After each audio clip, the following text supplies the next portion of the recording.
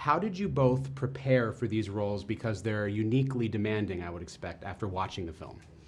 I went through a lot of kind of videography of Rob's performances. You know, there's such a big part of our story, how he commands the stage, and I wanted to honor that. I wanted to make sure that when I was performing, the people that I was performing to felt like they were actually getting a free concert and not just, you know, we're filming. So that was a really kind of fun process as well. Speaking to Rob, kind of filling in those gaps as well, making sure that we got the human, the vulnerable, the delicate man, the inner child that is Rob, and bringing him that to life. And then just not over-preparing. Rob is so volatile, he's so unpredictable that I think if I'd gone into every scene going, I want to hit that thought, I want to hit that thought, it would have made it quite sterile. And when you're surrounded by such brilliant cast members, you want to absorb as much as that as possible. And so it was just about listening, responding like any other kind of acting job that you take, whether it's CGI or not.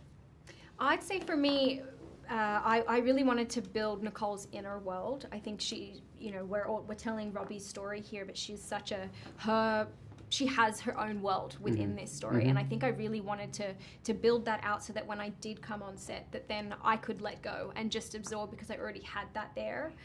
And outside of that work, it was a lot of dance rehearsal. It was a lot of prep. And I loved that. I had like 3 months. So to work with absolute incredible artists for 3 months straight and really just hammer into this routine so that it was muscle memory, so that when you're doing upwards of 40 takes, your brain's not even there. It's just movement, and that I could then build her world into that and just fall in love while being dipped on a boat. A very fast-paced scene too. For Jonno, when it comes to, I'm already from blanking now, in wearing the motion capture suit, what was one particular sequence or scene that was like challenging to get it right without, I feel like I don't know if it's heavy, but like, you know, to get through that scene? Physically, it was Land of a Thousand Dances. It was specifically the moment with Tom Jones, the Brit Awards. Rob is fueled with every substance under the sun and fear and adrenaline in that. So the dancing is just chaos. And there's a lot of neck movement with it. And as you said, as soon as you just add a little bit of weight that's offset and not central, the pain of that was pretty intense. Were you doing that with the helmet? That one, yeah, that one with the helmet, that was the killer. Yeah.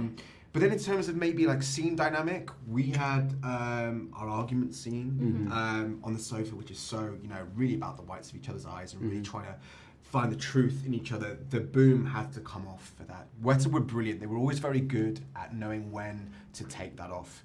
They obviously needed as much resource as possible to make it as nuanced performance, but whenever it got in the way of the performance, they were the first people to say, let's take this off.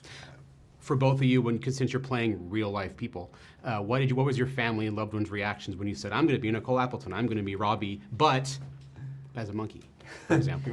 I mean, my family burst into tears because we grew up, my mum raised us on Robbie's music, and my mum was very familiar with his story. I think the nuance of his story I was probably too young to understand, but my mum was really aware of that.